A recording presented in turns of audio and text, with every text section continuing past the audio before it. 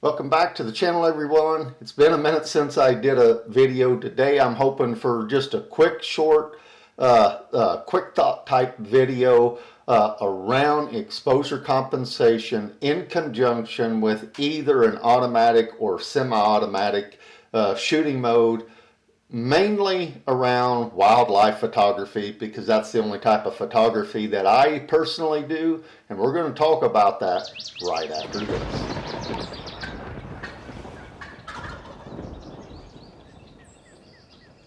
Welcome to the Wildlife Gallery.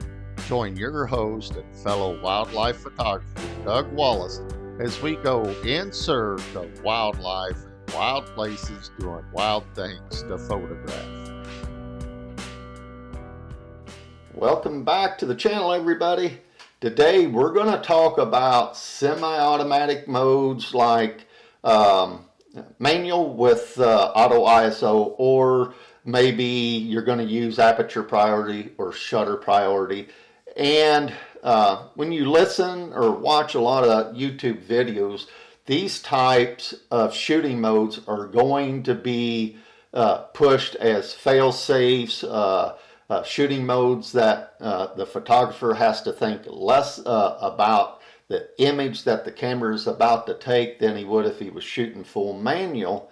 But then all of a sudden, when you're listening to these people, you're going to hear them go, but, if the camera gets it wrong, and it will, they'll say, sometimes it'll get it wrong, but the fail-safe for you as the photographer so that the camera doesn't get it wrong is exposure compensation. Some scenes are going to need more, some scenes are going to need less. Same way with the species. Some species will need less, some will need more, and the available light on any given day at any given angle is going to change and also determine how much or less exposure compensation you may need. And most of what I'm talking about, guys, is centered around wildlife photography. That's the only type of photography I do. So my question to you watching this and to the others that push these shooting modes, and I have some friends, guys, that's all they use is manual with auto ISO, and they produce some great images shooting that mode. Now, I'm not saying it doesn't work or can't work. What I'm saying is this, and the question that I have for those people that push those shooting modes, and for you all out there watching this video that may be considering those modes, is this. If these modes are so perfect, why is exposure compensation needed in conjunction with that shooting mode? Well, I just touched on it, didn't I? Because what they don't say in these videos is that, especially with wildlife photography, the scene, the species, and the available light at any given angle is going to change. So if we all can agree on that point, does exposure compensation really remove any steps that the photographer needs to think about within the exposure triangle to get a proper exposure for the scene, the species, and available light in front of him? Doug's answer is no. It does not eliminate any of those things. If you're shooting full manual, which is really my challenge, in fact, I put out another video about a year ago, I think it was, about why I hate auto ISO. I'm going to leave a card to that one up there if you'd like to go watch it. Some of what I'm going to say today is a little redundant, but anyways, back to exposure compensation. If it's needed, it should tell you as the photographer that it's probably not the shooting mode that others are making it out to be. And if you compare that with shooting full manual, if you need to learn the exposure triangle, you need to learn, especially if you're shooting a mirrorless camera, you have a great helper within that if you activate the histogram. So if you learn the exposure triangle, you learn what a histogram tells you about the scene, the species and the available light that you have in front of you, I guarantee you, you could have simply adjusted either your shutter speed, your aperture, or your ISO in the same amount of time that it would have taken you to input the proper exposure compensation to get the very same exposure. So I don't think anyone out there can prove me wrong that it eliminates a step within the exposure triangle. Exposure compensation does not do that. Exposure compensation does not take away from you as the photographer learning the exposure triangle. It does not take away from the scene, the species, or the available light that you as the photographer need to understand to get a proper exposure of that scene. In fact, my other challenge is this. Choose any of those shooting modes, aperture priority, shutter priority, or manual with auto ISO. And I'm going to say this again one more time in the manual with auto ISO. For those of you out there that may not know, the only thing exposure compensation is doing in that shooting mode is adjusting your ISO up or down. Whether you if you put in negative, it's going to drop it. If you put positive in, it's going to raise it, because it's not going to change your shutter or your aperture. It's going to remain the same. The only floater there is the ISO.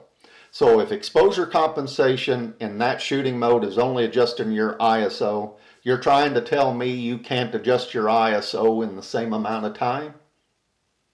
I believe you can, and I know you can because I used to shoot manual with auto ISO. I tried aperture and shutter priority, and you know what all three of those things did not do for me? They did not produce the results that I was after. It doesn't mean you can't get good results with those shooting modes and exposure compensation. You surely can. And if you're using one of those modes to shoot wildlife photography and it produces the images you want, you should continue to use that shooting mode, okay? That's not what I'm saying in this video. What I'm saying is that if you have to use exposure compensation, it is not eliminating any steps for you that you would need to understand if you were just shooting full manual. So that is kind of my rub with those shooting modes, is that it doesn't eliminate any steps. And for me, if it doesn't eliminate any steps or anything I have to understand when it comes to wildlife photography, then I'm not going to use that, because I want better results, I want more consistent results, and I want my keeper and hit rate to go up. And I think if you'll go out with that mindset that you can understand the exposure triangle, you can understand what the histogram's telling you about the scene and the available light and the species in front of you, and then you can decide whether you need or want to adjust your shutter speed for what that scene is. You can decide how much depth of field you need or want. And then the last thing is you can decide if you need to adjust the ISO. For me, the way I shoot, 99% of the time when I go out, I have a species in mind that I'm going to chase that day. So my shutter speed's pretty dialed in, and I'll use some pintails out at Eagle Bluff Conservation Area just a couple of days ago. Cloudy, kind of heavy overcast.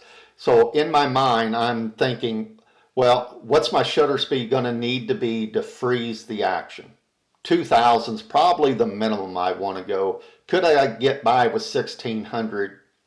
Probably, but 2,000 would be better in my mind. So I set my shutter speed to 2,000. Now on aperture, that can, for me, can be a floater. Kind of depends on how close I think I'm going to get to my subject. I had my 1.4 extender in, so that tells you I'm probably not going to be able to get as close as I would hope. And at a greater distance, 5.6, f-stop is going to probably get the entire pintail in focus. If I was going to be closer or expected to be closer, I would probably dial that up some because I want the entire bird in focus, not just the eye or the head and the beak or something like that. I want everything in focus. So then my only floater is going to be my ISO.